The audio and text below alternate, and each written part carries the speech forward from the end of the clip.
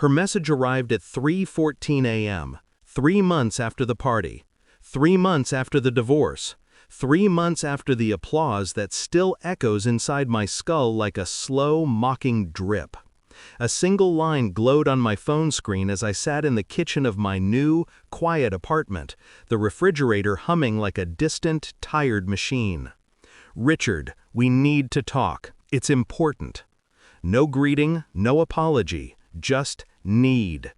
I stared at the message, letting the silence pool around me. It was strange how predictable desperation looks when it finally circles back. My fingers didn't move. My breathing didn't shift. Inside, something colder than satisfaction settled beneath my ribs.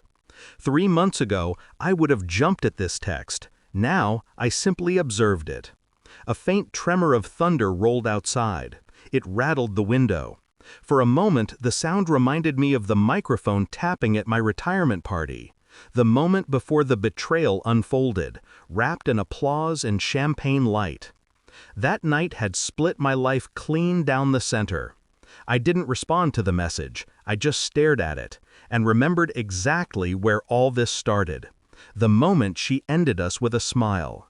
The moment her children clapped. The moment something inside me finally woke up.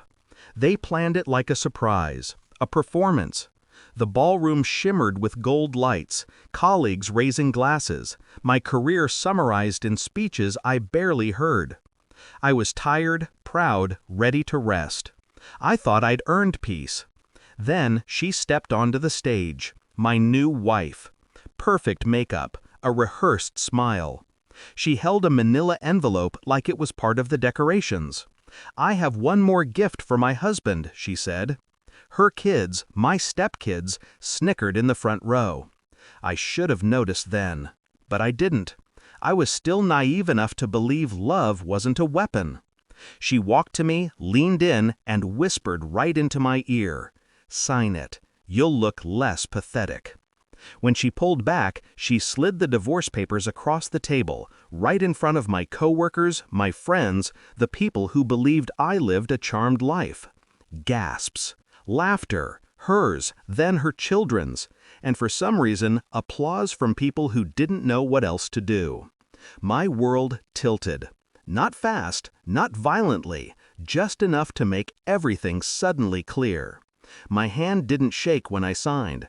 I simply looked at her, leaned close, and whispered what came out colder than I intended. "You have no idea what you just did." Her smile faltered. Just a flicker. But I saw it.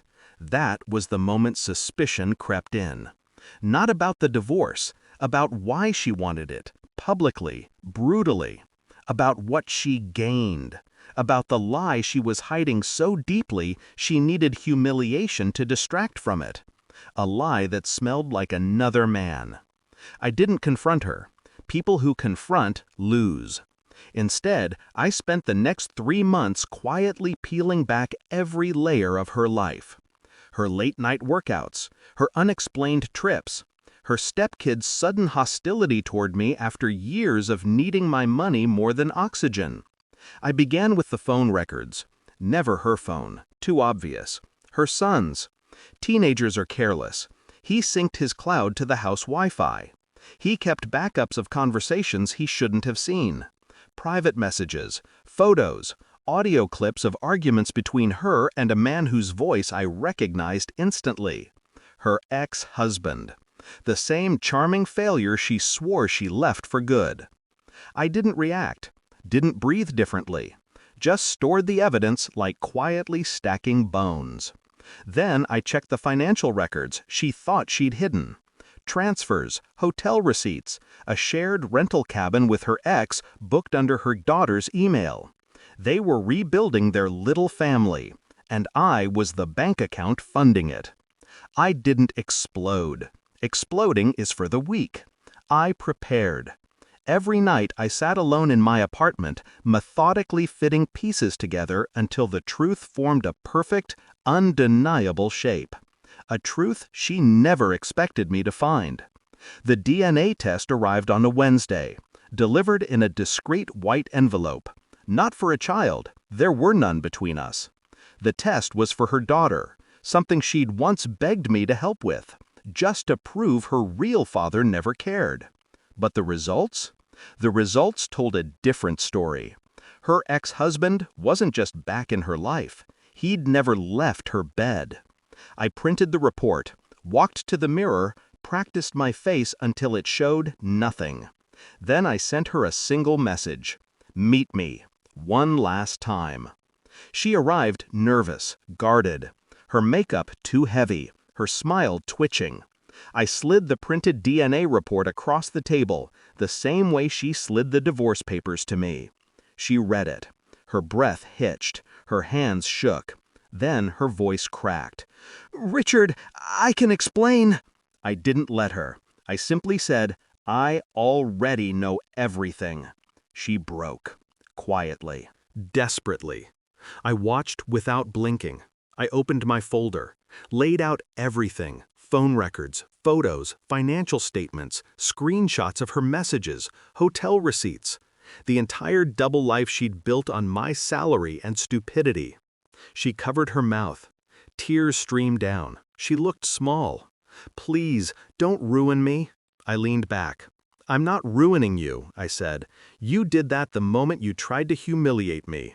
Then I handed her the final paper, the termination of spousal support. She froze, her entire scheme collapsing in front of her.